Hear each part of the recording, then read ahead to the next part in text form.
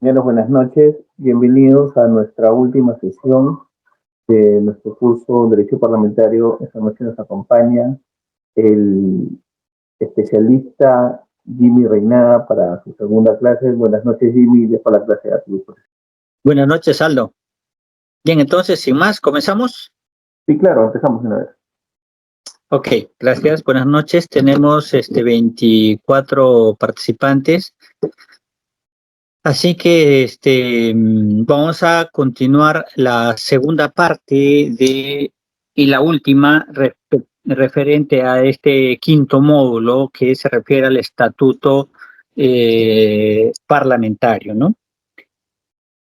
Aquí vamos a distinguir algunos conceptos bastante específicos y un poco técnicos. En este sentido les voy a pedir un poquito de paciencia y vamos a recordar algo de lo que vimos en la clase pasada.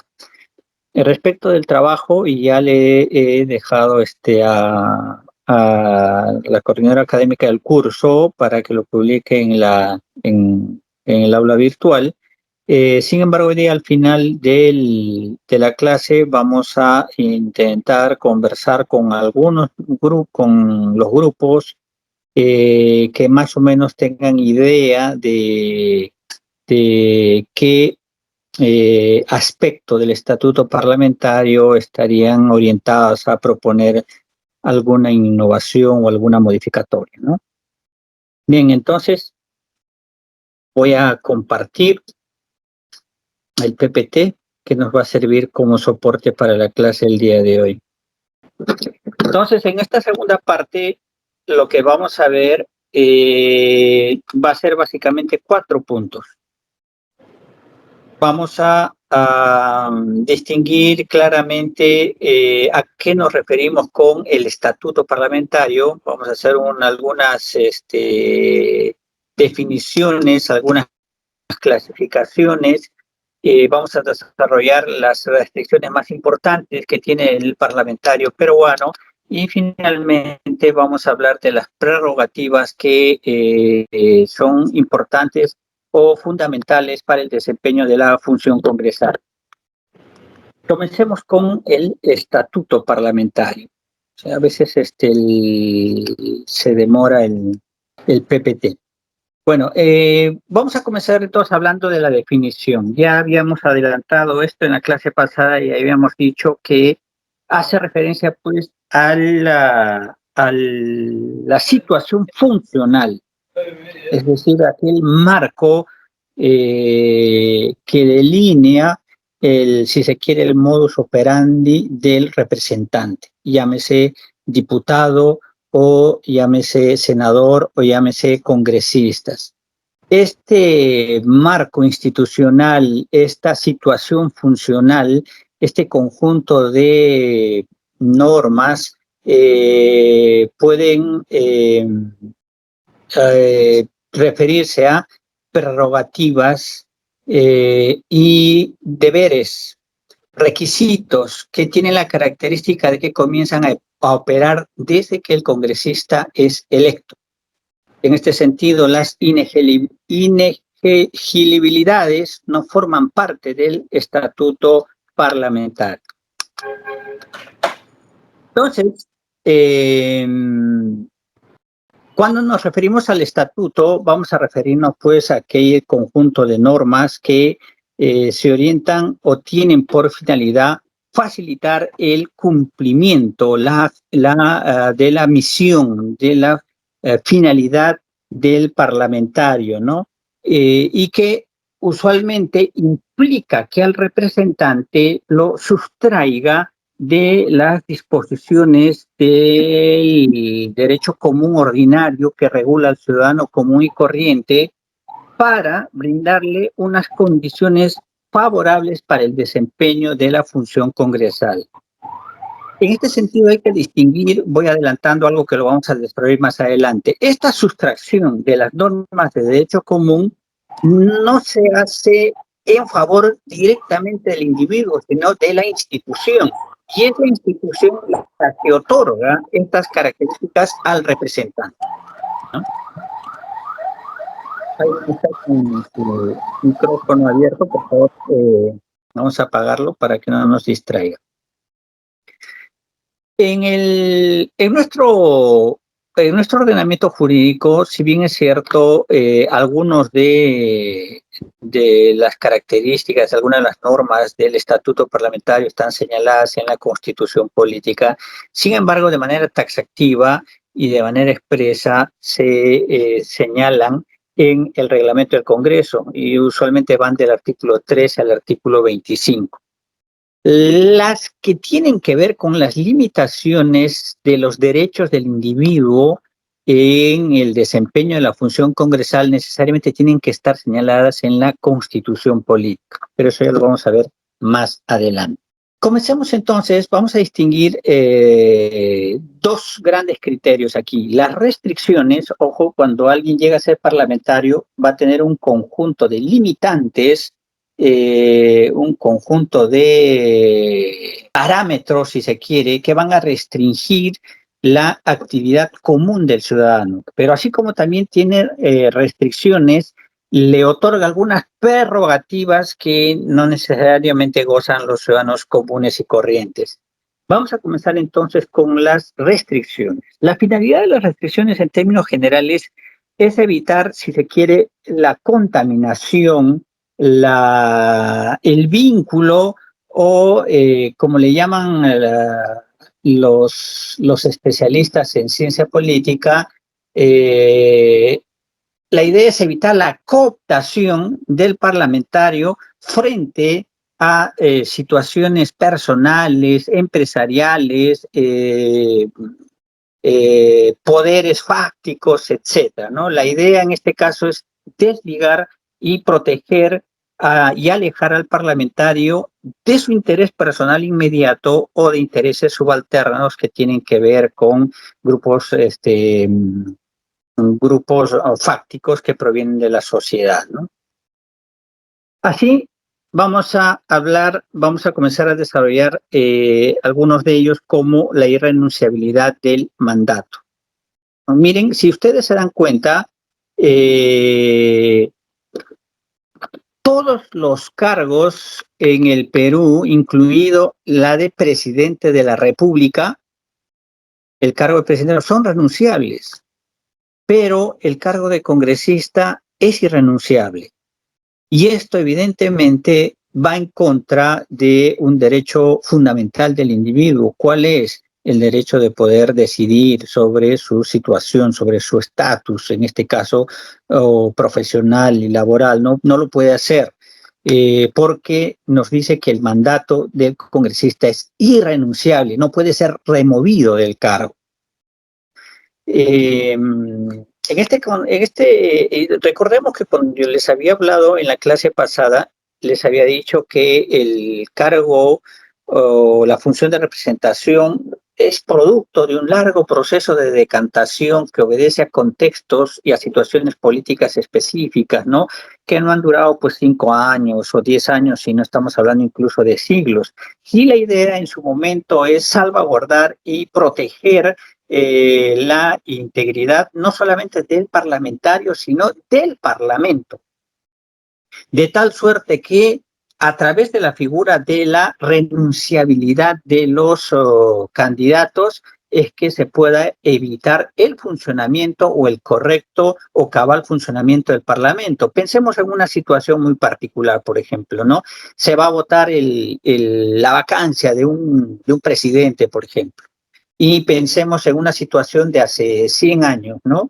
Y bueno, pues se secuestra a unos 5 parlamentarios o se los retiene en algún momento o se les obliga bajo el chantaje o la amenaza, ya sea de su familia o de algún pasado borrascoso, a que renuncien al cargo al cargo de parlamentarios, con la amenaza de que si no lo hacen, pues probablemente su vida familiar o personal se vería destruida, ¿no?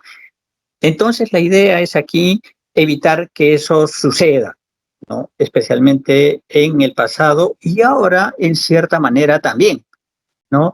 El asunto es que estamos pensando en un sistema social más o menos conflictivo, azaroso, ¿no? Pensando en, no sé quiénes han visto House of Cards, quizás nos lleva un poco más a la imaginación y a extrapolar situaciones que nos hagan pensar efectivamente que hay pues esa capacidad de opositores, esa capacidad del Ejecutivo para poder forzar y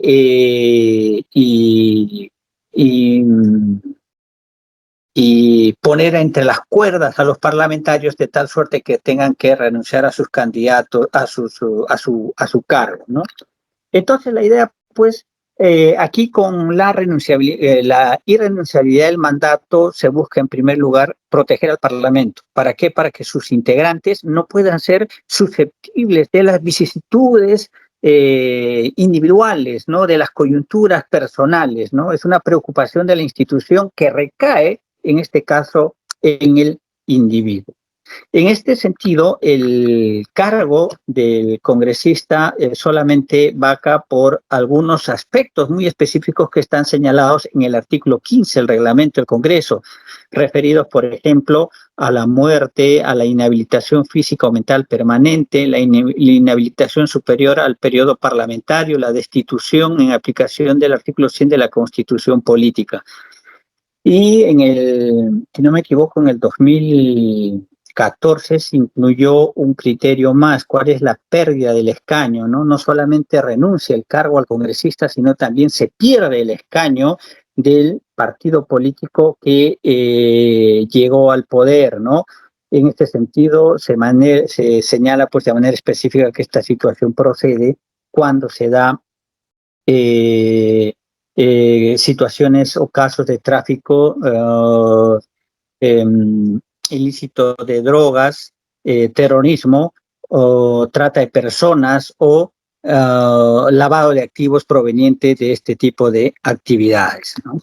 Entonces, pues, vamos a entender aquí la naturaleza jurídica del mandato, ¿no? ¿Por qué es que no se puede renunciar al mandato? Según el sustento jurídico del legislador y de la doctrina, si se quiere, de ese entonces, ¿no?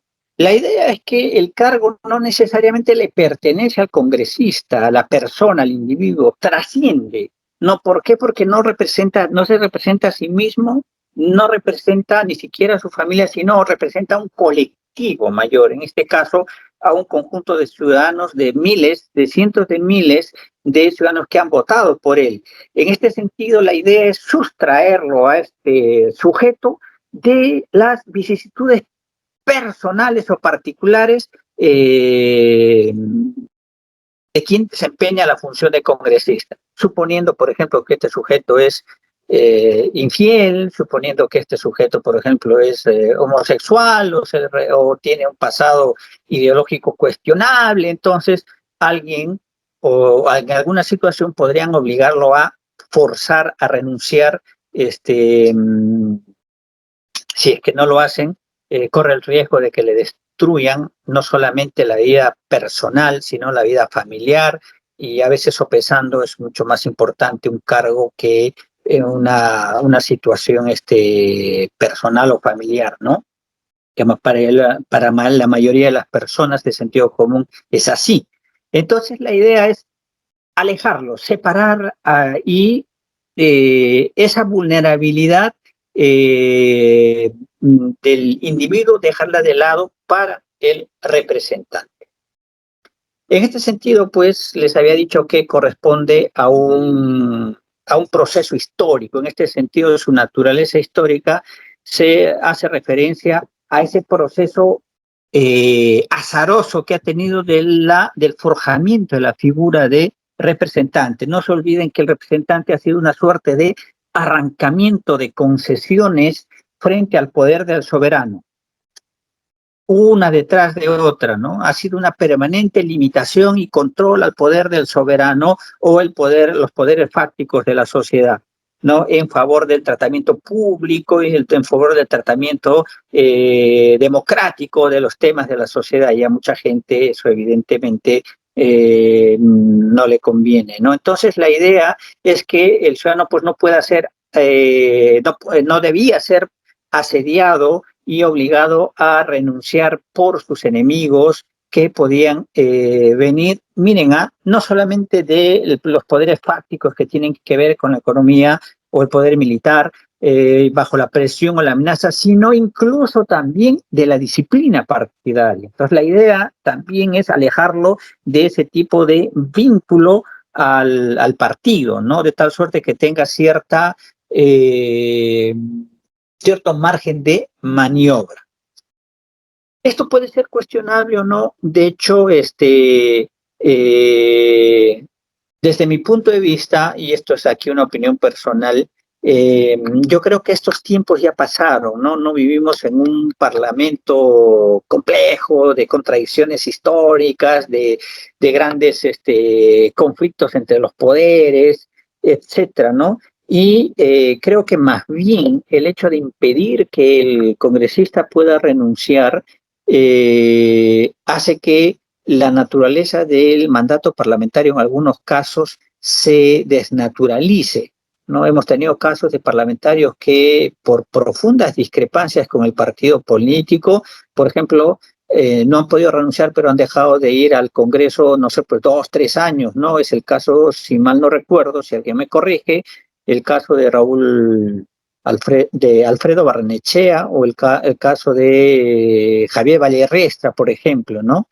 Entonces, en los parlamentos contemporáneos, incluso en Estados Unidos, en Inglaterra, cuna del parlamentarismo, la renuncia del parlamentario se manifiesta por la sola manifestación del deseo de renuncia del representante, ¿no? Simplemente tiene que hacerlo con cierta formalidad ante el representante de la Cámara, tiene que de manera explícita e inequívoca, tiene que ser recepcionado por el secretario de la Cámara, y bien, se da curso, ¿no?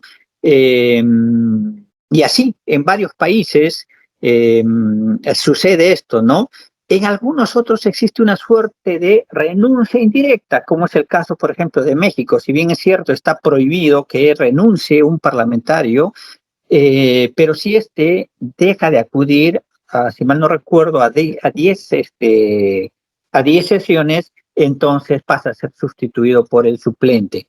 En Colombia creo que es algo así, entre 3 o a 6 sesiones, etcétera, ¿no? Entonces, creo que este es un punto que está pendiente en la naturaleza del estatuto de nuestros parlamentarios. De hecho, el transfugismo tiene su justificación en no justificación, sino su causa, si se quiere, o su detonante en esta figura del estatuto parlamentario.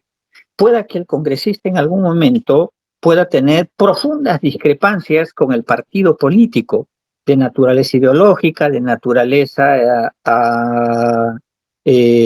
personal incluso, ¿no? Entonces, ante esta circunstancia, si es que no puede y no quiere continuar con la línea ideológica del partido, lo lógico es que renuncie. ¿No? ¿Por qué? Porque finalmente el cargo de congresista primero le corresponde, no se olviden, al Parlamento y al partido político. ¿Por qué? Porque quien ha obtenido mayor cantidad de votos ha sido el partido político y, bueno, lo que ha operado para la ubicación del parlamentario dentro del partido ha sido los votos preferenciales. Entonces, en puridad, los cargos son de los partidos políticos y si este parlamentario tiene diferencias de naturaleza ideológica y quiere expresarlos claramente, lo que debería hacer es renunciar, dar un paso al costado y de esa manera el parlamentario suplente debería acceder al cargo de tal suerte que el peso específico que la población otorgó al partido político en la elección, es decir, esa voluntad popular se mantiene y se respeta y no se distorsiona de la forma tan antidemocrática como sucede con el transfugismo y cuando se forman otros grupos parlamentarios que no nacieron del voto popular, de la legitimidad popular, sino son una suerte de engendros de intereses inmediatos, coyunturales, que obedecen a criterios puramente personales, ¿no? Hablemos ahora de las incompatibilidades. Cuando hablamos de incompatibilidad nos vamos a referir al conjunto de cargos y de situaciones que no se pueden ostentar, que un parlamentario no puede ejercer mientras es congresista. La idea es que una vez elegido congresista, tiene que optar por alguno de ellos. Es muy distinto a la inelegibilidad. No sé si lo estoy diciendo bien. Ya, por ejemplo, un general en funciones no puede ser candidato, en este sentido es inelegible, ¿no? Pero puede haber otro cargo que una vez elegido congresista, tiene que elegir por desempeñar el anterior cargo o desempeñar el cargo de congresista. O como en este caso no es renunciable el cargo de congresista, entonces necesariamente va a implicar que deje el anterior cargo que tenía. Caso muy curioso, ¿no? Un parlamentario de Arequipa, siendo congresista, quería postularse a gobernador regional de Arequipa, si no me equivoco.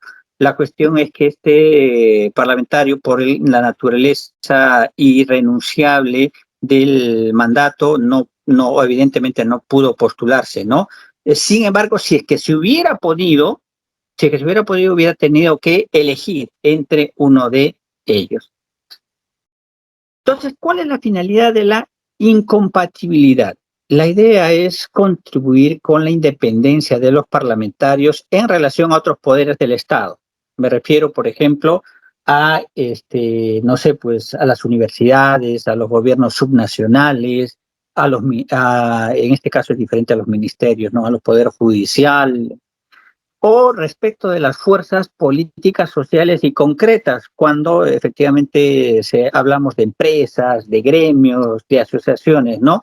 De tal suerte que la forma de cómo desempeña las funciones el parlamentario no tiene ese tipo de influencia a nivel de cooptación. Cuando hablo de cooptación estoy hablando de una suerte de dependencia respecto de una fuerza externa, ¿no? En este sentido, vamos a distinguir dos tipos de incompatibilidades: las incompatibilidades públicas y las incompatibilidades privadas.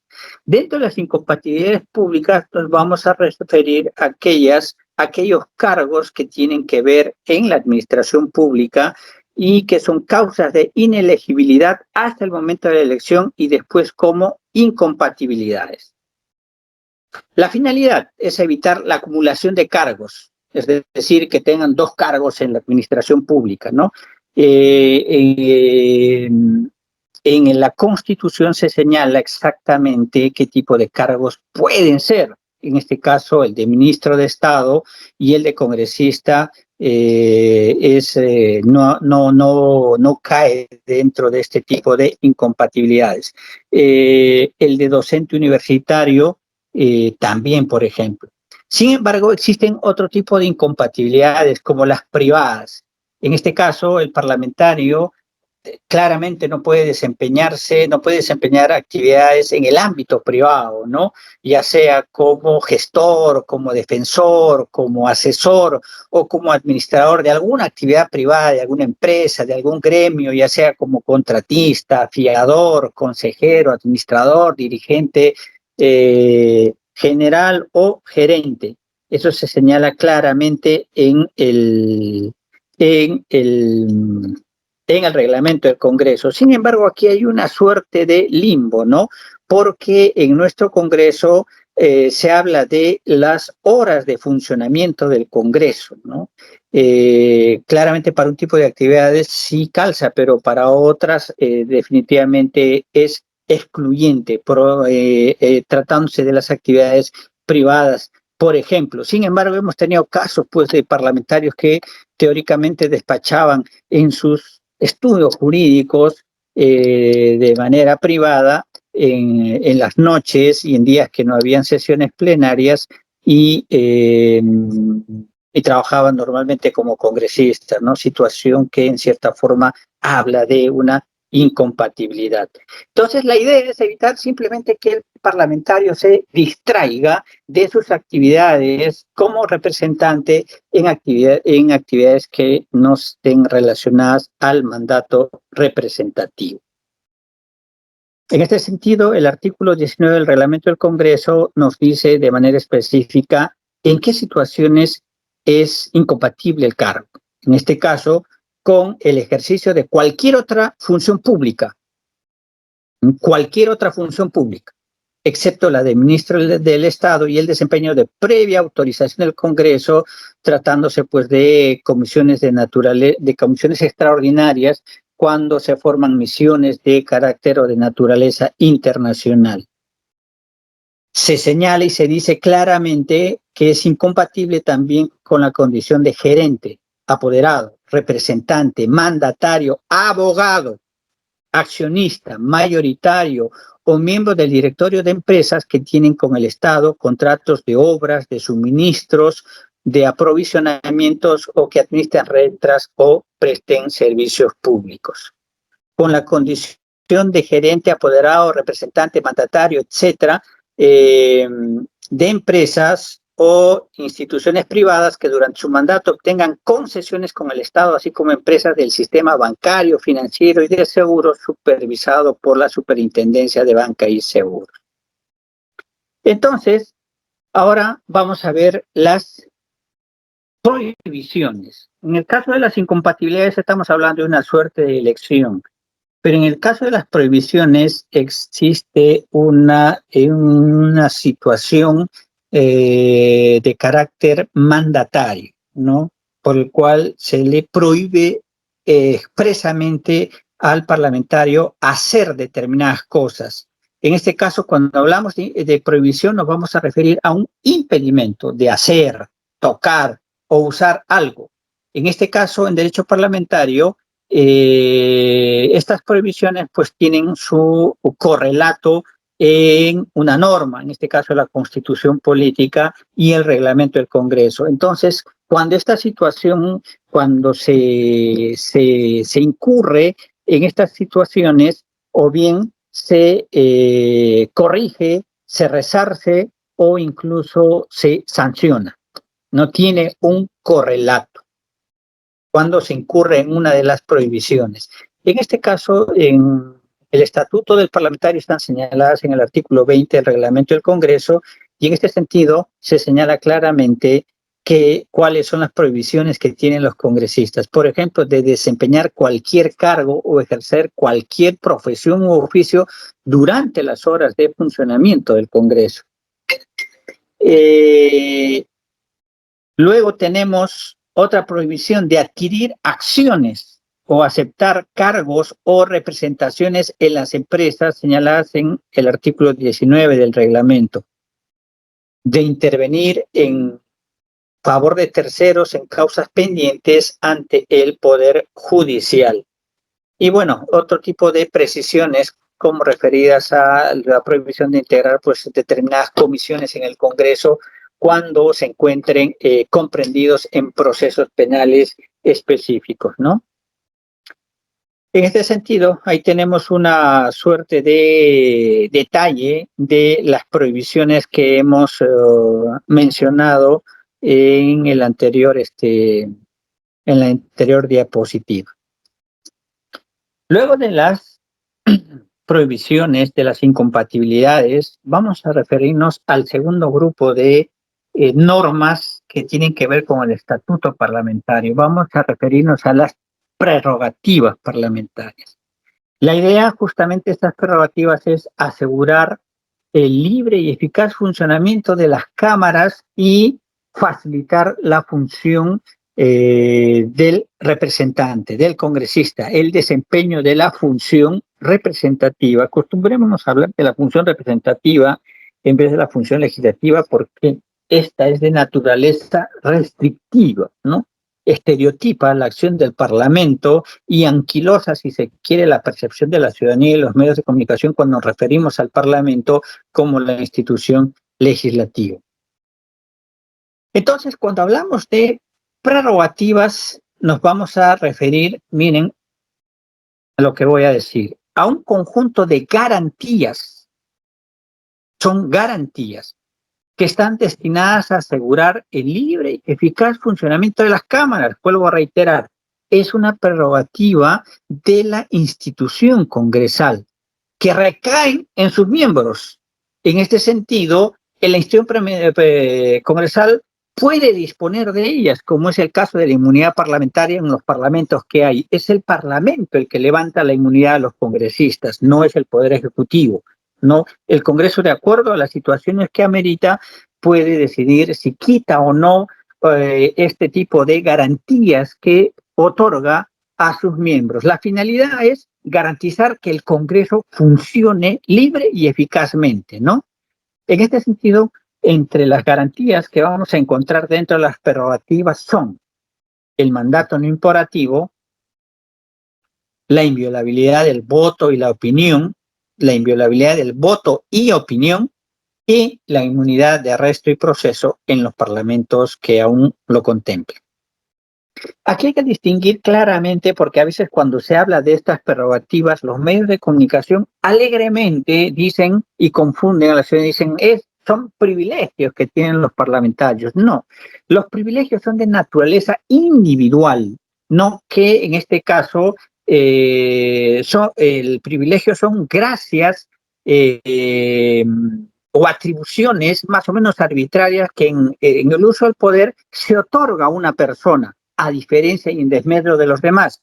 En cambio, cuando hablamos de las prerrogativas, nos vamos a referir a un conjunto de derogaciones del derecho común en beneficio de la institución parlamentaria a través de sus miembros.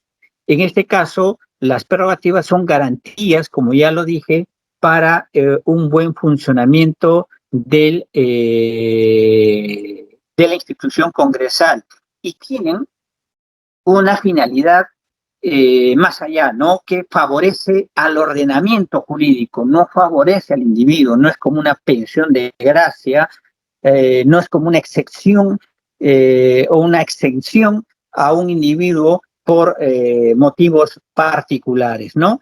En este sentido hay que distinguir de los privilegios. Los privilegios pues se refieren, como ya lo mencioné, a esas esferas individuales, a esas esferas particulares que no obedecen a una finalidad constitucional, si no se otorgan posiciones de ventaja particulares fuera de toda la lógica del ordenamiento constitucional, ¿no?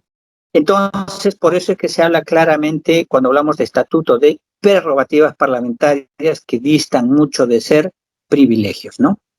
Sin embargo, los medios de comunicación tanto le han dado al tema de la inmunidad parlamentaria como privilegio, bueno, pues que ha quedado así, ¿no? En este sentido, entonces, ya habíamos mencionado, nos vamos a ocupar brevemente de estas tres tipos de prerrogativas, del mandato no imperativo, la inviolabilidad del voto y opinión y la inmunidad de arresto. Vamos a ir con el tiempo para no excederme. Hablemos, el día de ayer o el día miércoles hemos hablado bastante sobre el mandato no imperativo. El día de hoy vamos a recordar y vamos a reforzar algunos puntos centrales. Efectivamente, el mandato imperativo es el mandato no imperativo, perdón, es una prerrogativa del parlamentario en el sistema contemporáneo. Sin embargo, hay que entender las precisiones y las variaciones que tiene de acuerdo a los contextos, de acuerdo a las situaciones, ¿no? En este sentido, hay que entender que el mandato parlamentario ha ido modificándose a través del tiempo. Ayer hemos dicho, o el día miércoles dijimos que en este sentido hay que distinguir claramente tres grandes etapas. La etapa del mandato imperativo, donde se gesta la naturaleza de la función representativa. La segunda, que es el mandato no imperativo. Y la tercera, que bueno, pues que corresponde a nuestros días, ¿no? Contemporáneo, donde efectivamente se trata de un mandato no imperativo, pero esto no significa que no tiene ninguna relación con la sociedad, sino al contrario, tiene un cierto nivel de responsabilidad. Por eso vamos a decir que la tercera etapa es la etapa del mandato no imperativo responsable. ¿Cuál es la finalidad de esta prerrogativa? La finalidad, pues, como su nombre mismo lo dice, es garantizar el adecuado ejercicio de la función representativa. ¿En cumplimiento de qué? Del mandato de los electores. Entonces hemos visto que, si bien es cierto, en la primera etapa había una clara vinculación entre la naturaleza mandatoria de los representantes, en el segundo caso, es decir, del mandato no imperativo, se va a los extremos, se quita todo tipo de vínculo, más que el retórico y el jurídico, se crea una ficción jurídica. En el tercero se trata de encontrar un punto medio que vincula justamente al representante, que ancla de alguna forma al representante con la sociedad. En este sentido, pues hay que recordar que cuando hablamos de la representación política como mandato, no se olviden que cuando hablamos del mandato no imperativo estamos haciendo referencia a un mandato. El mandato es el de representar a la sociedad, y esto sucede cuando justamente se logra representar a toda una comunidad política producto de la agregación de las representaciones individuales que ejercen cada uno de los representantes. En este sentido, pues, lo que se busca es que las autoridades actúen en representación de los ciudadanos, ¿no? Que esa figura de representación de alguna forma corresponda a esa lógica, ¿no? Que actúan en función de cómo si hubieran actuado los representados, ¿no? En mérito a que ellos mismos no pueden actuar, lo hacen a través de sus representantes, y se tiene que lograr una suerte de coherencia en el ejercicio de esa función de representación. En este sentido, pues, para esto, como ya lo dije en la clase pasada, hay que superar esta distinción, ¿no? Los legisladores a quienes representan, ¿no? Si bien es cierto, nuestra Constitución lo dice, representa a la nación, recogiendo esta tradición de la Francia postrevolucionaria, ¿no? Pero habíamos visto que en algunos parlamentos, como por ejemplo en español, ya se habla de la representación del pueblo. Habíamos visto en la clase pasada, la idea era evitar esa suerte de dualidad entre la soberanía popular del pueblo y la soberanía de los representantes en la figura de la nación. Entonces, para evitar eso, si se quiere, se destierra del lenguaje la mención de la población o de los distritos electorales, y se habla de una entelequia, de una fictio jurídica, como es la nación. Pero aún así todavía no queda muy claro si el representante representa a la nación o son los representantes en su conjunto los que representan a la nación, cosa que cambia sustancialmente, porque de alguna forma ancla o vincula en el primer caso con sus respectivos distritos electorales. En cambio, en el otro se estaría hablando en una suerte de lógica de distrito electoral único, enviando pues así la función de representación a un nivel más etéreo, más general, más abstracto, sustrayéndolo de todo contenido y de toda practicidad y de realidad en el ejercicio de la función de representación política. Entonces, pues, esta naturaleza de representación, un poco ya lo vimos en la clase pasada, un poco que resuelve, se ancla si entendemos a qué contextos respondieron, ¿no? En este caso, recordando el mandato imperativo de la Inglaterra medieval o de la Francia prerrevolucionaria, operaba bajo la lógica del derecho privado, ¿no? Es decir, donde hay una suerte de representación que opera con la condición de que el representante actúa en favor de administrar los intereses del representado. Y en este sentido, la representación es de naturaleza estamental, y existen encargos específicos a través de los cuales los representantes actúan, se manifiestan frente al poder del soberano, ¿no?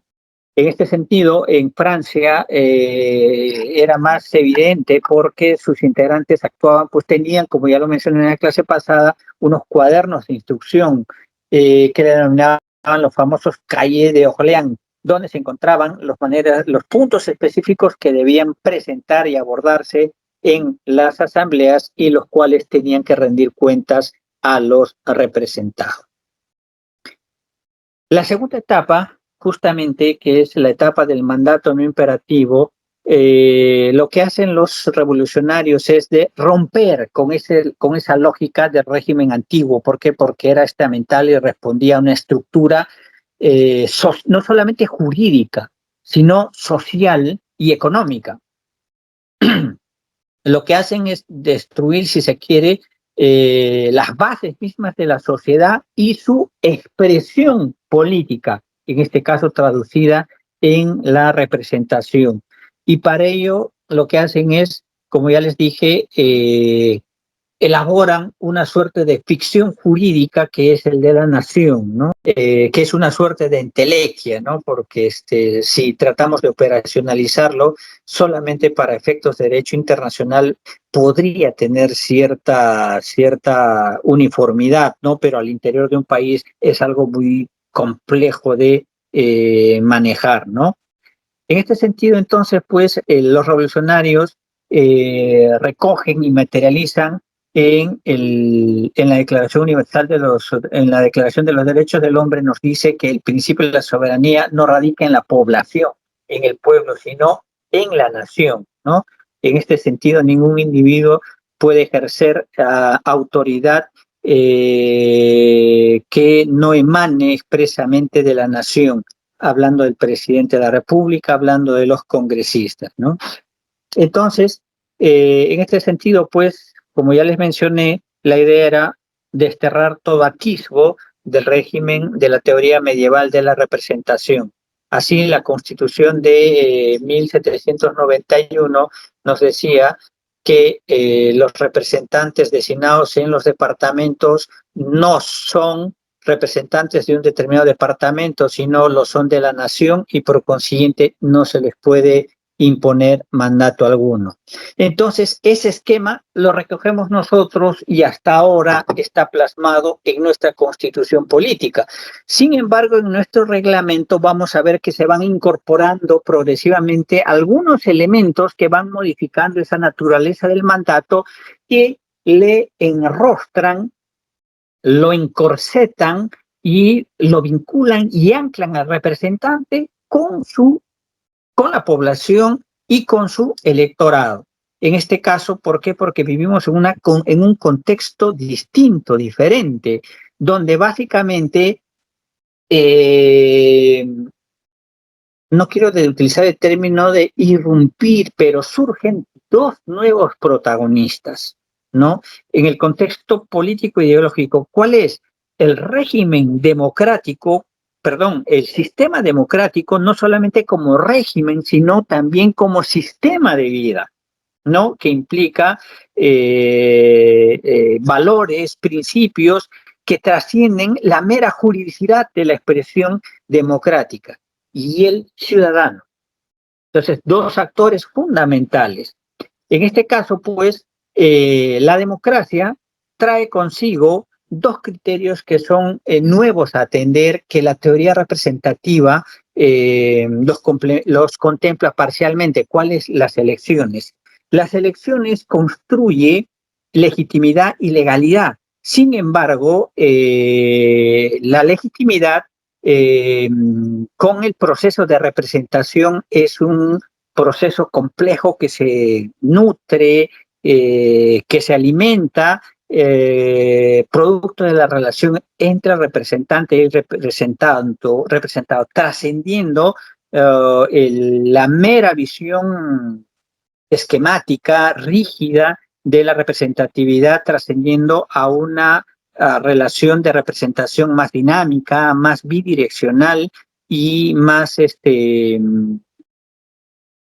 afincada en hechos específicos, palpables y calificable, si se quiere, por parte del ciudadano. En cambio, el ciudadano trae consigo dos criterios nuevos que es necesario considerar en esta etapa del mandato imperativo responsable. ¿Cuál es? La participación ciudadana. En el tiempo de los revolucionarios franceses, evidentemente la noción de ciudadano y la noción de participación, evidentemente, ni siquiera tenía forma, ni siquiera tenía expresiones. En cambio, en nuestro caso, no. En este contexto, el ciudadano, la participación ciudadana es un proceso específico, gravitante, que es un factor fundamental que tiene que ver con la calidad de la democracia y la responsabilidad del representante, ¿no? Entonces, el ciudadano desplaza a ese mero elector que se desplaza cada 5 años, ¿no? Y que se desvincula, si se quiere, de su representante bajo el esquema del mandato no imperativo. En cambio, en la democracia contemporánea, el ciudadano tiene una vida activa en periodos interreeleccionarios. No solamente vota, sino tiene derechos fundamentales que los hace valer, que interactúa con el Estado, incluso interviene en la toma de decisiones a través de instituciones de participación, como por ejemplo en el marco de la ley 26.300, el referéndum, etcétera, ¿no? Es crítico, demanda sus derechos, exige a través de figuras específicas como las acciones de inconstitucionalidad, las acciones de amparo, etcétera, aporta y sugiere a sus autoridades a través de las audiencias públicas, a través de las sugerencias legislativas, etcétera, y finalmente controla a sus representantes, fiscalizándolos, premiándolos, revocándolos cuando se permite a sus representantes. Entonces, largamente trasciende ese elector y pasamos a tener un nuevo protagonista que es el ciudadano y que en cierta forma obliga a que la naturaleza del mandato parlamentario también trascienda, ¿no? En este sentido, la participación política pues trasciende, ¿no? La idea es que esta participación política, si bien es cierto, algunos en su visión más extrema plantean incluso el reemplazo de la representación, pero la forma de cómo está contemplada en nuestro sistema político más bien es una suerte de complemento a la función a la acción de representación de los políticos, ¿no? En este caso, a través de formas muy específicas como las iniciativas de los ciudadanos en la formación de la ley, la participación en los referéndums, la iniciativa en la reforma de la constitución política, la posibilidad de exigir la rendición de cuentas, entre otras, ¿no? En este sentido, pues, la responsabilidad del ejercicio de la función de representación ya no se da en el sentido tradicional del término, sino se exige, pues, que el representante, ante esta nueva circunstancia, asuma una actitud más diligente frente al ciudadano. Es decir, no solamente una cuestión de consideración y de respeto, sino fundamentalmente de una suerte de especial atención y una suerte de insumos para su accionar en la gestión de la representación política. Insumos que pueden ir desde las iniciativas, desde las sugerencias, hasta las acciones de control, de fiscalización, etcétera, ¿no? ¿Cómo está la legislación en nuestro país respecto del mandato representativo? Nos dicen, miren, recoge la tradición, ya les dije, el mandato no imperativo y nos señala y nos dice claramente, los congresistas representan a la nación, no están sujetos a mandato imperativo ni interpelación. Esa es nuestra realidad. Sin embargo, como ya les mencioné, nuestro estatuto, nuestro reglamento, vincula de alguna forma en los deberes y los derechos de los congresistas a vincularse y a relacionarse con el ciudadano, ¿no? De manera expresa, por ejemplo, atendiendo a sus ciudadanos, o presentando demandas para atender las demandas de los ciudadanos que señalan tanto en los deberes como en los derechos de los congresistas.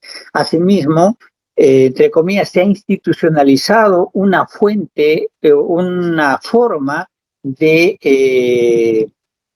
vínculo del ciudadano con su respectivo, no solamente con el ciudadano, sino con su respectivo elector.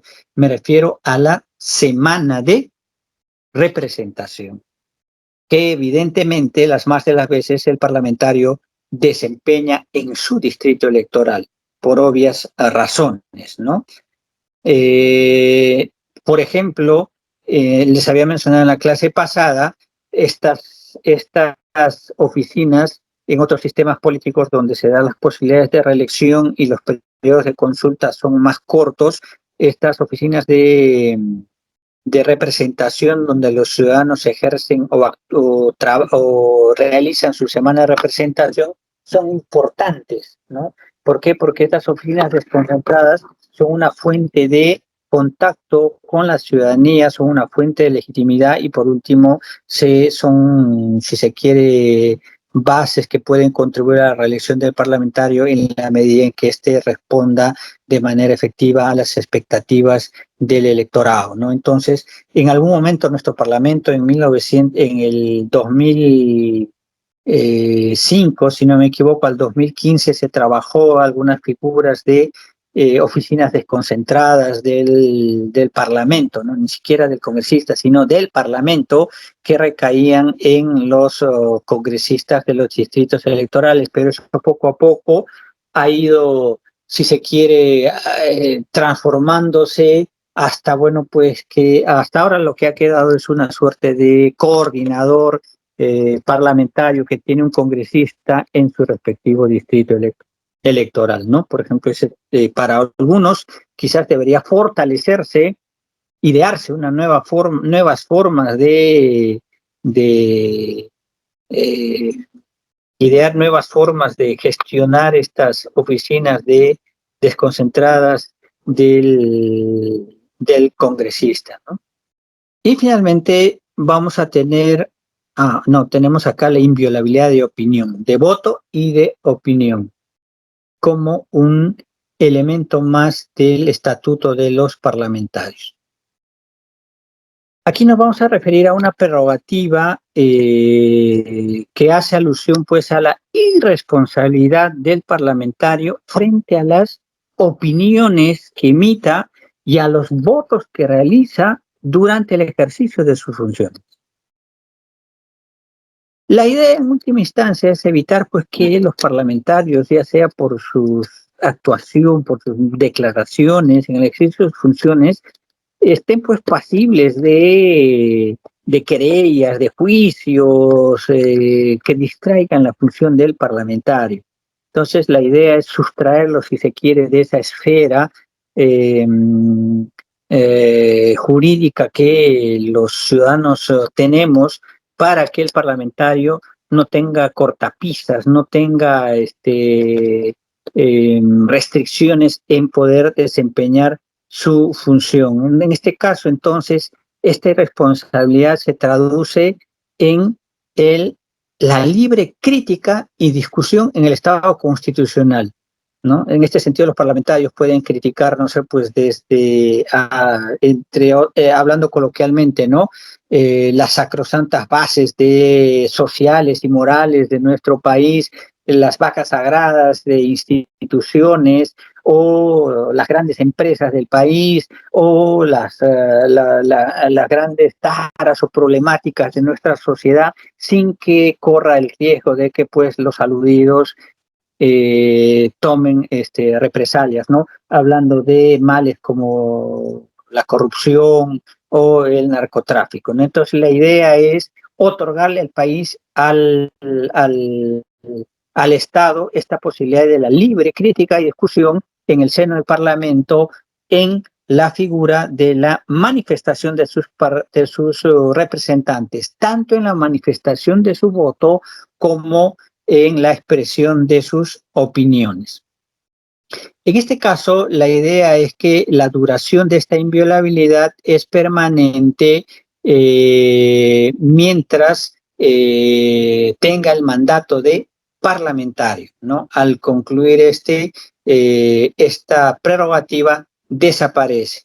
Y se refiere básicamente a los asuntos específicos de la función parlamentaria, es decir, en el ejercicio de la función. Claramente esto no lo va a eximir de las responsabilidades de opinión que emite un parlamentario en la esfera privada, en su familia, en el ámbito familiar, etcétera, ¿no? En este sentido, pues el artículo 17 del reglamento del Congreso nos dice de manera específica, ¿no? Los congresistas no son responsables ante autoridad ni órgano jurisdiccional alguno por las opiniones y votos que emitan en el ejercicio de sus funciones. En nuestro país teníamos esta figura, ¿no? La inmunidad de arresto y de proceso, ¿no? Sin embargo, todavía es una figura característica del parlamentarismo en otros países, por eso lo he considerado, ¿no? La idea es que también los parlamentarios, a través de esta prerrogativa, se les sustrae de la administración de justicia, pero por casos muy específicos, ¿no? Aquí, en primer lugar, a través de esta prerrogativa, lo que se buscaba era también velar para que el Parlamento funcione correctamente, ¿no? Suponiendo que hay una votación importante en el Parlamento, vamos a exagerar las cosas, ¿no? Una modificatoria constitucional, y ustedes saben, o una elección de una mesa directiva, y quizás esas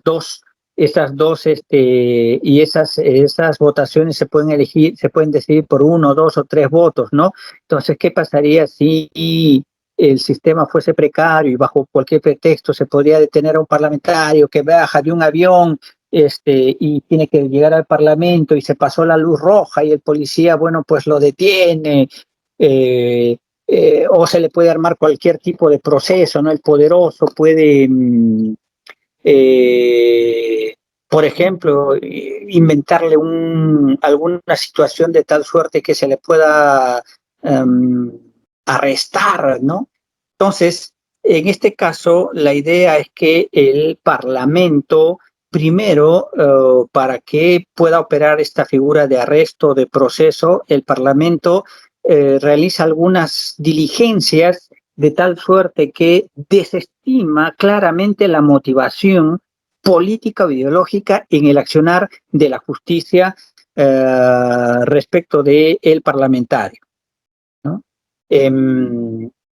Entonces, la idea es acá no es sustraerlo de todo tipo de las consecuencias de la legislación penal del país, sino en este caso es proteger el funcionamiento del Parlamento y de desestimar las causas subalternas, las causas políticas, las causas ideológicas que pudieran operar, pues, algunos poderosos a través de las instancias jurisdiccionales, ¿no? Por eso es que esta prerrogativa recaía en el Congreso, y el Congreso decidía si levantaba o no la inmunidad del Parlamento para que pueda ser procesado jurídicamente por las instancias jurisdiccionales del país. Como ya les dije, esta prerrogativa en el país ya no es vigente, ¿no? Los parlamentarios pueden ser procesados por los delitos comunes en cualquier momento. Bien, estimados participantes, hemos llegado al final de la exposición. Yo creo que a estas alturas voy a dejar de compartir para no invadir la pantalla, y a estas alturas podemos comentar, conversar algunos aspectos, tanto de la clase pasada como de esta, aclarar algunos aspectos respecto del examen y finalmente hablar pues sobre la naturaleza del trabajo que tienen que presentar hasta el domingo. Bien, quedo de ustedes a vuestra disposición. Profesor, buenas noches. Señores, sí. Hola, Profesor, Ricardo. buenas ¿Cómo noches. estás? Adelante. Ricardo Jiménez le saluda. Sí, Ricardo. Si entendí bien, lo que he dicho el miércoles y hoy es hacer un proyecto de ley, ¿no es cierto?, para reformar el estatuto de los congresistas. Ahora, si entiendo bien, eso quiere decir, el estatuto está en el reglamento del Congreso, en el capítulo 2, ¿no es cierto? Lo que he hablado ayer, perdón, lo que he hablado el miércoles y hoy día, ¿no es cierto? Es decir, restricciones, prerrogativas, etcétera, etcétera. ¿No? Entonces hay que hacer un proyecto que, digamos, de alguna manera mejore el desempeño de... Pero mi duda es la siguiente. Te escucho. Para reformar el reglamento, si fuera el caso, esa es la duda que tengo. Perdón, tienes razón, ya sé lo que me vas a decir, es una resolución legislativa, correcto. Así es Ya. una resolución legislativa, correcto. Ya, ok. Correcto, es una resolución Entonces, legislativa. es una legislativa, no es un proyecto de ley. Esa era mi duda. Hago la precisión o la corrección en todo caso si es que he mencionado proyecto de ley, no es la costumbre, pero claramente el instrumento para modificar el reglamento es una resolución legislativa. Gracias, Ricardo, por la acotación. De Por nada, Roxana. profesor. Adelante. Buenas noches.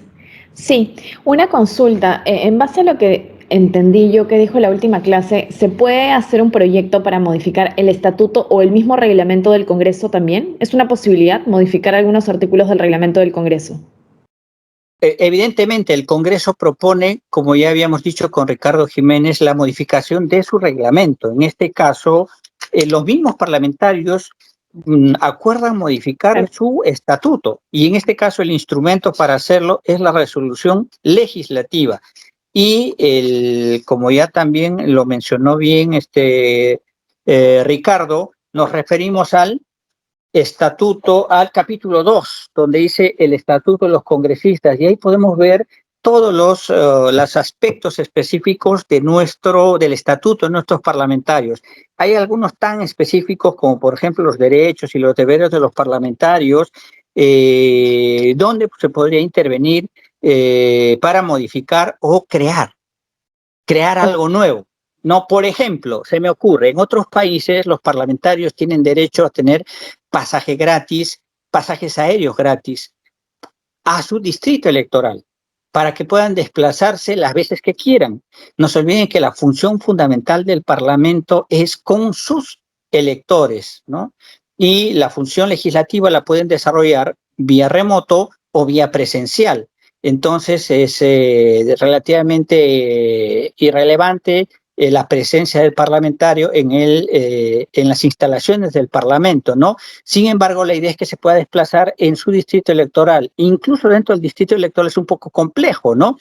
Porque irse, por ejemplo, en distritos electorales grandes como Loreto, por ejemplo, implican días para movilizarse de una localidad a otra, implica el uso de camionetas, de hidrodeslizadores o botes o cosas por el estilo, ¿no? Entonces, en algunos países les dan no se olviden que el estatuto es el conjunto, vuelvo a reiterar, de normas y reglas que se orientan a lograr eficaz funcionamiento del Parlamento en el ejercicio de la función de la gestión representativa o de representación del parlamentario. Entonces, la idea es que justamente otorgarles ese tipo de ayudas, de beneficios que distan mucho de ser privilegios, ¿no? ¿Pero para qué? Con la finalidad de lograr una mejor gestión de la representación política. Otra cosa que, por ejemplo, también no lo hemos comentado, no recuerdo muy claramente si es 1956 o 45, los parlamentarios tenían derecho a presentar a iniciativa de gasto, ¿no?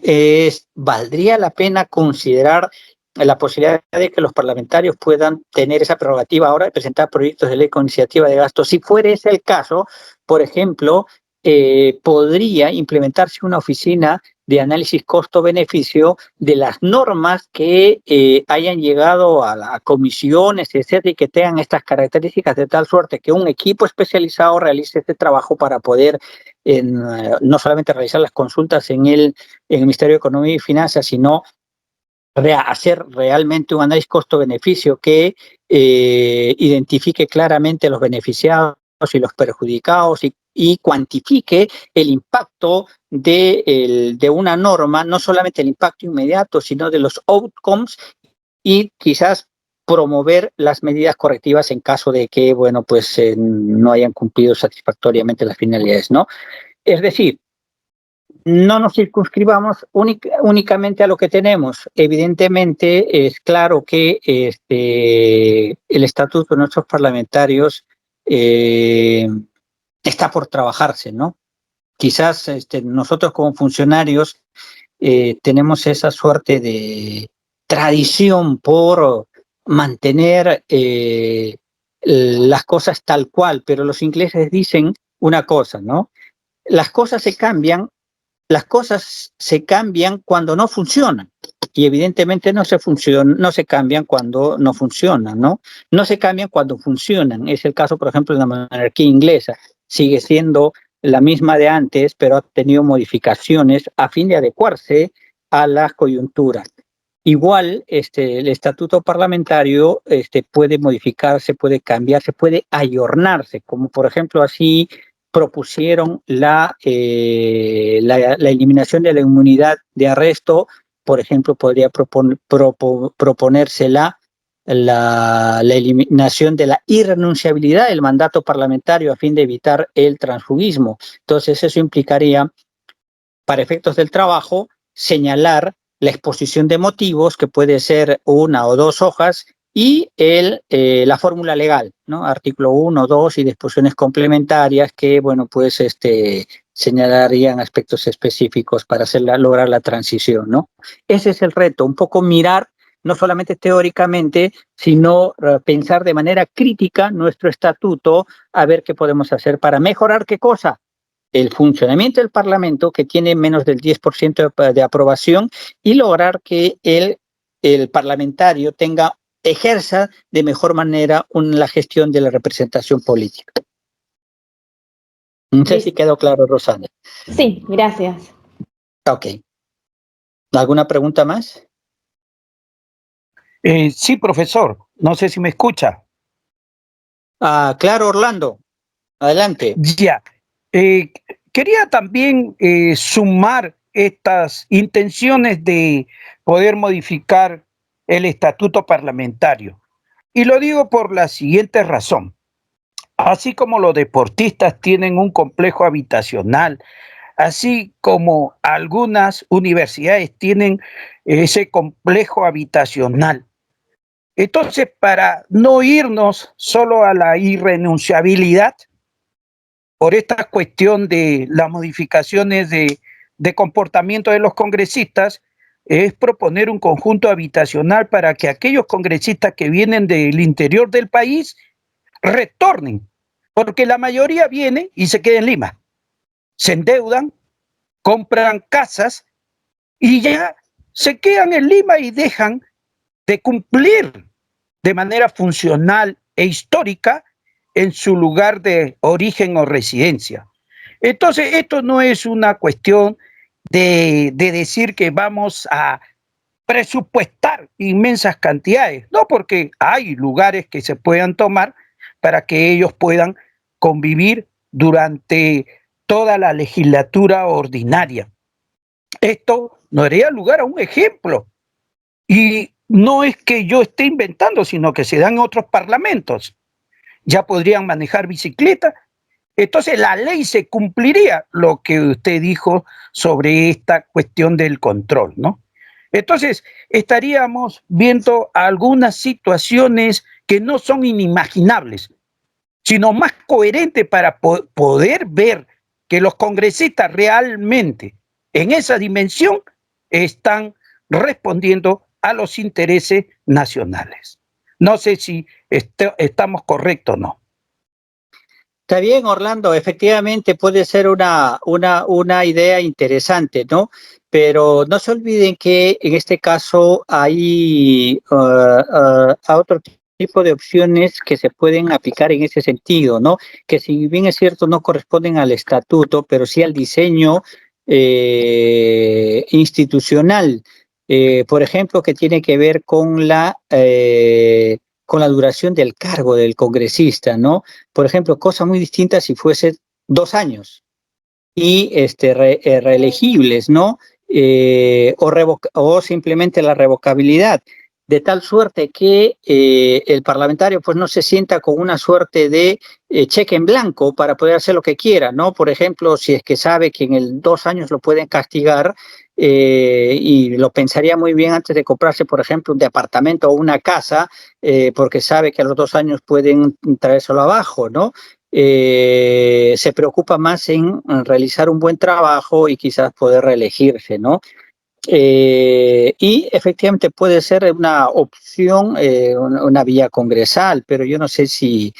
bueno, la idea es justamente ese es el aporte por parte de la ciudad, de ustedes como especialistas, ¿no? Y habrá que sopesar también cómo la ciudadanía lo toma, ¿no? Les propongo alguna cosa. ¿Alguna pregunta más? Profesor, si me permite rápidamente para no quitarle más tiempo a todos, en realidad es un poquito en dos ideas. Una de ellas, discrepar con una parte de lo que se ha dicho en clase, con una mirada totalmente personal de lo que está sucediendo hoy en el Parlamento. Si bien es cierto, la pandemia nos ha llevado a la facilidad de empujar a todo el Estado ejecutivo, judicial, legislativo a utilizar tecnologías de la información y en muchos casos esto genera beneficios, reduce costos y ha demostrado que el Estado, en estos tres poderes, responde a esa necesidad, a sus funciones, a sus labores, a sus cargos. Creo que hay espacios del Estado mismo, específicamente en el Poder Legislativo, en donde la virtualidad, con este entendimiento de representatividad, estando cerca de la ciudadanía, se queda corto. Se queda corto porque, a mi manera de entender, la representatividad no solamente es el escuchar al ciudadano del distrito electoral que me ha elegido, sino es justamente llevar, la otra parte del camino es llevar la voz del ciudadano en el Parlamento, donde la esencia es hablar, discutir, debatir. Hoy en día, con estos años donde los congresistas pueden estar, salvo esta última legislatura, pueden estar en las sesiones del Pleno conectados, no se da el debate. En las comisiones, y muchos de ustedes también son seguramente parte de comisiones, tampoco se da el debate. Los congresistas participan con el voto y ahí, opinión también totalmente personal, a veces quien vota no es el congresista porque otra persona es la que está con la cámara apagada para poder votar. Entonces, hay una tergiversación de la representación y una desnaturalización, desde mi manera de ver, con la virtualidad de esa responsabilidad que le otorga el ciudadano. El congresista, y ahí es un ideal, no debe llegar al Parlamento para conocer su región, para recién acercarse a la ciudadanía. El congresista debe llegar conociendo su región y habiéndose acercado y habiendo identificado los problemas de la ciudadanía. Y rápidamente la segunda idea es, en cuanto a la Oficina de Análisis de Impacto, de Análisis Económico, Costo-Beneficio, si bien es cierto, hay un manual, se hubo un par de proyectos de ley en legislaturas pasadas o en congresos pasados. La realidad es que desde hace poco menos de un año hay una oficina de calidad legislativa que me imagino que está dando también sus espacios para sus directivas, etcétera, etcétera, pero muchas de las normas, de los proyectos de ley que llegan desde los despachos y a veces las comisiones y sus dictámenes no solamente no llegan a identificar beneficios, costos y beneficios cuantitativos, porque ese es un esfuerzo bastante grande, en cada proyecto normativo, sino que ni siquiera hay una identificación del problema público que se pretende atender. Entonces llegan 1, 2, 3, 10 proyectos de ley sobre supuestamente lo mismo, con diferentes visiones, con horas y recursos utilizados, sin tener siquiera lo mínimo que es, oye, ¿qué problema público estamos atendiendo? Esas eran las dos ideas. Muchísimas gracias por dejarme participar. Gracias, Clara. Efectivamente, es un tema que puede ser visto desde varios aspectos, ¿no? Porque evidentemente no todos los congresistas pueden intervenir, lo saben muy bien, por cuestión de tiempo. En este caso hay una suerte de priorización o de elección de congresistas que pueden intervenir tanto en el Pleno como en las comisiones. Sin embargo, existe una suerte de preocupación por hacer que el voto, no solamente la opinión, la argumentación, sino el voto, o no sea, digamos, tan irrelevante, que no tenga una presencia o un impacto social en los representados.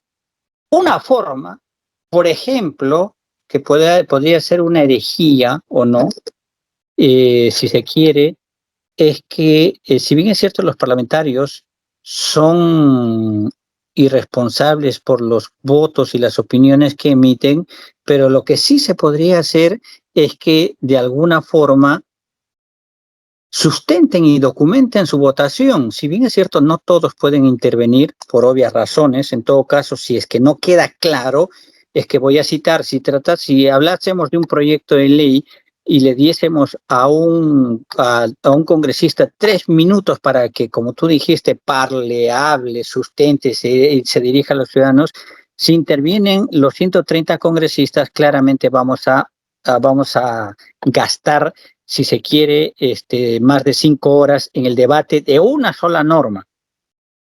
Entonces, y claramente intervienen un grupo reducido de parlamentarios que son escogidos, si se quiere, por los grupos parlamentarios en función de interés, en función de afinidad, de conocimiento, etcétera, ¿no? Entonces, ¿y los demás qué? Simplemente emiten la votación, aún estando presentes sin intervenir, cosa que no es muy distinto cuando lo hace a la distancia.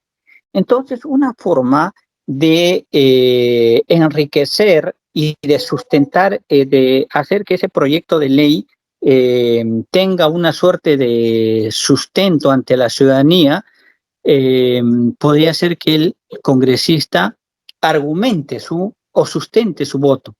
Estamos pensando, no sé, pues en unas 5 o 10 líneas. Cada votación, además de la firma y de la postura del representante, tenga una suerte de argumentación. No sé, se me ocurre. La idea es justamente mejorar la función de representación, ¿no?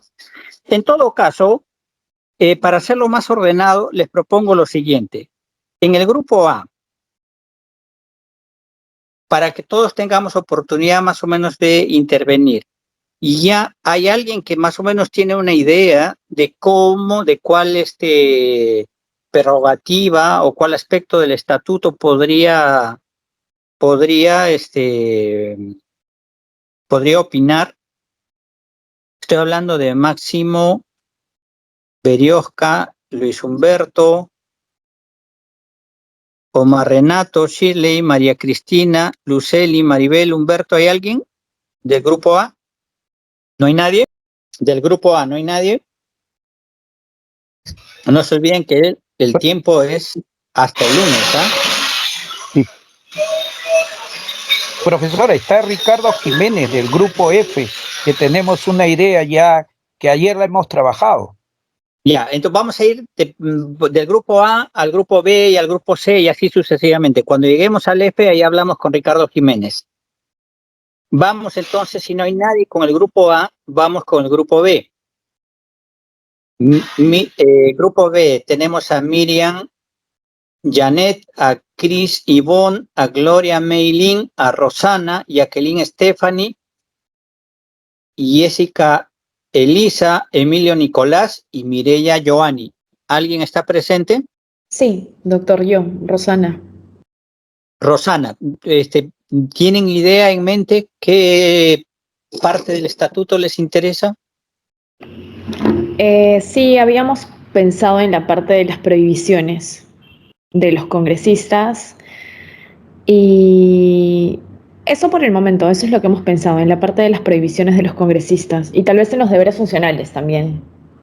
¿Qué es lo que qué quieren adicionar o quitar del sistema de prohibiciones?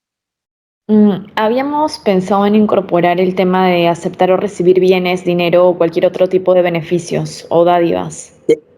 Excelente idea, Roxana. De hecho, eso me había olvidado de comentar, en el sistema americano, las donaciones están claramente especificadas hasta por qué monto, qué cantidad se pueden recibir y cuáles no son consideradas donaciones. Por ejemplo, los parlamentarios cuando se van miren, una cosa sencilla, los parlamentarios cuando se van de comisiones a viajes internacionales les entregan presentes, ¿no? O al presidente del Congreso les entregan bienes. ¿Eso le entregan al presidente como persona o le entregan al presidente como figura de la institución? ¿Eso debe quedar en la esfera del Parlamento o se lo debe llevar el parlamentario? En los despachos, por ejemplo, ¿no? Cuando se hace una gestión para una organización, un gremio, no sé, pues la tradición social de nuestro país está pues en agradecer en cierta forma al juez, no sé, pues desde con algún tipo de regalo, de prebenda, etcétera, y de eso de alguna forma se traslada y se acostumbra y se mantiene, ¿no? Entonces la idea claramente podría ser detallar qué se puede recibir y hasta qué monto y por qué cantidad, ¿no? Un lapicero, por ejemplo, de qué cantidad ya es considerado, no sé, pues una suerte de soborno y qué otra cantidad simplemente es un presente, por ejemplo, ¿no? Claro, porque me parece que, por ejemplo, en Argentina lo tienen mucho más detallado. Y también habíamos pensado, sí, en el tema de deberes funcionales, el tema de las sesiones del Pleno, ¿no? En el literal A, cuando habla de participar en las sesiones del Pleno, habíamos pensado ahí por ahí acotar a que las sesiones no deberían transcurrir a más de las 12 de la medianoche. Por el tema de que la ciudadanía debe estar en ese momento con la posibilidad de poder atender el debate, porque, por ejemplo, muchas veces pareciera que las sesiones se alargan de manera innecesaria, ¿no? Cuando también muchas veces podrían empezar más temprano y estar en un horario regular. Me parece muy bien, Luceli, me parece muy bien. Tengan cuidado del articulado, ¿no? No se olviden que en algunos casos van a tener que ver qué otras normas impactan, ¿no? No solamente el reglamento, sino quizás hasta la constitución política, ¿no? En el caso de las prohibiciones. Ok, profesor. Listo. Vamos con el grupo, interesante tema, con el grupo C. Rafael Alberto, Isabel Milagros, Esteban Mauricio, Marisela, Manuela, Tiberio César, Pedro y Carlos Adeval. ¿Hay alguno? El grupo C. ¿Hay alguien de los mencionados? ¿Tienen idea? Sí, profesor, estoy acá yo, Tiberio Martínez. Tiberio, claro. Adelante. Aquí, ¿no? ¿O será que...? A ver, Norma, ¿puedes apagar tu equipo, por favor? Vamos a escuchar a Tiberio. No, profesor, es que todavía no nos hemos reunido para poder discutir el tema. Ok, les deseo, entonces apúrense que tienen para hasta el domingo. Vamos con el grupo D. Nidia, Karina Elizabeth, Alfredo Zacarías, Cristian Hernán, Jennifer Susan, Fernando Joel, Luz Maritza y William Ranulfo. ¿Alguien del grupo? Buenas noches, profesor Reinara. Le saluda Alfredo Guainas. En efecto, aún no nos hemos reunido, pero sí estaba atento a la clase. Este proyecto de resolución legislativa para modificar el estatuto parlamentario se podría más bien adecuar a la bicameralidad, y en el aspecto de los diputados, especialmente de provincia, también teníamos la iniciativa, eso es una cosa que ya lo he venido trabajando antes, de no solo gastos de instalación, sino realmente el Congreso de la República como entidad. La semántica es importante, no es un parlamento, no es solamente para hablar, sino se congregan para actuar. Debería, ¿no? Dentro de su presupuesto, poder proveer una residencia parlamentaria bastante austera, modesta, nada de lujo, pero que permita específicamente a los parlamentarios que vienen de provincia, ¿no? Sentirse arraigados y no tener que incurrir en gastos que sean notoriamente luego escrutinados, En aras, no sé si ustedes recuerdan, un parlamentario que falleció, inclusive creo que era de Tacna, en una agencia de transportes que le brindaba ahí albergue un familiar. No todos reúnen pues condiciones económicas ostentosas, básicamente son elegidos por mayoría popular.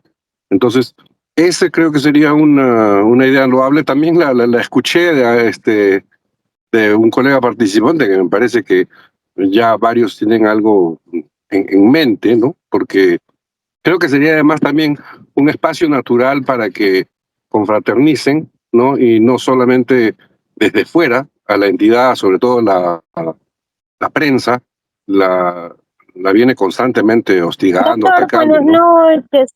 Disculpe que le corte.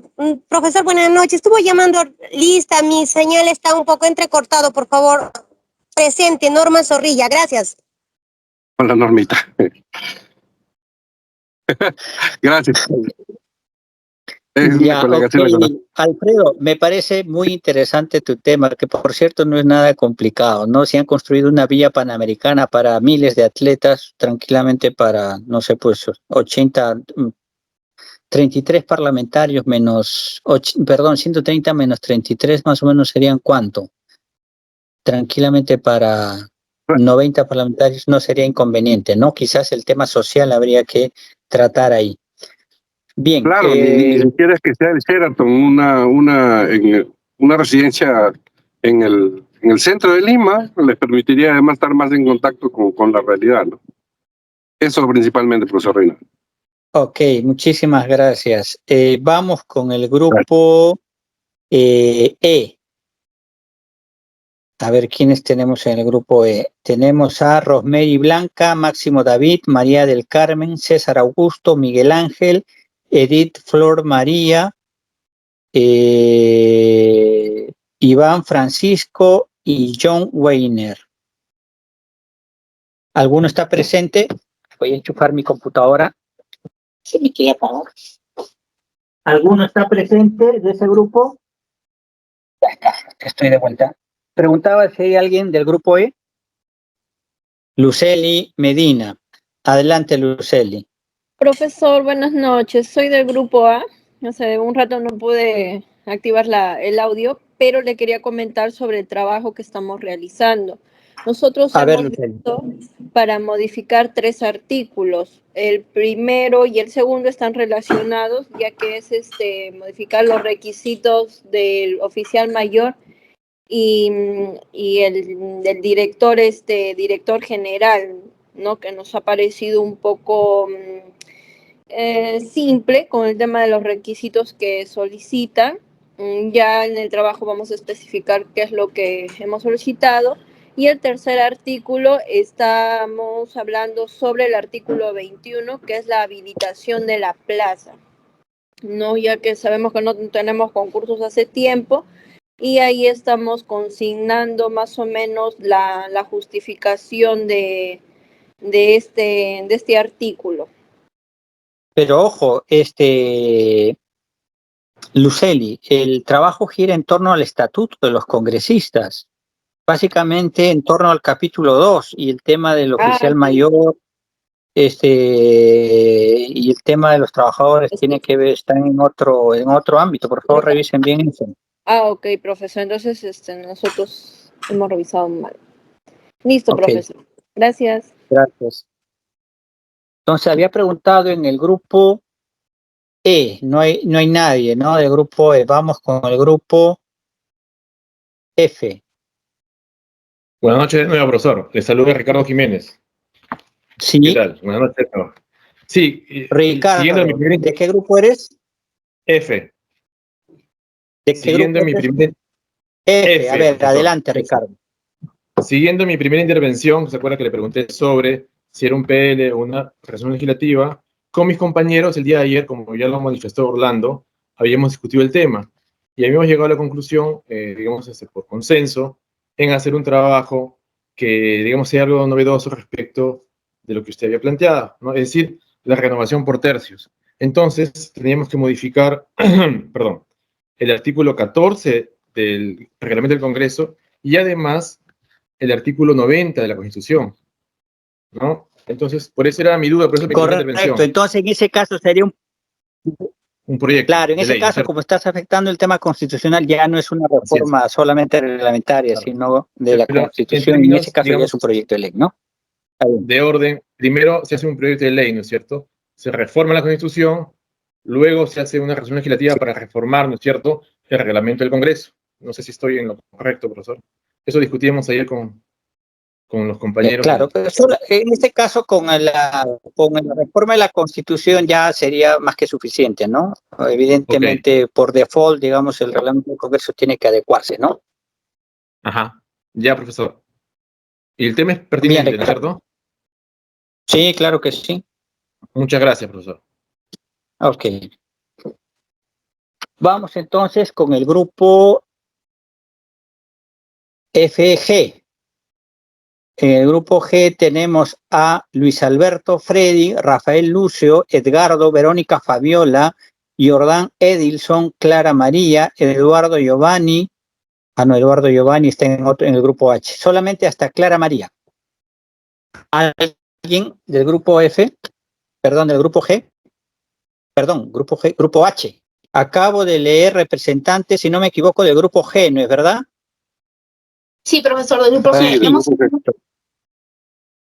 Hemos tenido A solo ver, una ¿quién? pequeña Clara María Vázquez Caicedo. Hemos tenido una pequeña coordinación sobre el tema. Estamos pensando ver la eliminación de la representación en el exterior, de los 2 escaños de la representación en el exterior y del Parlamento andino.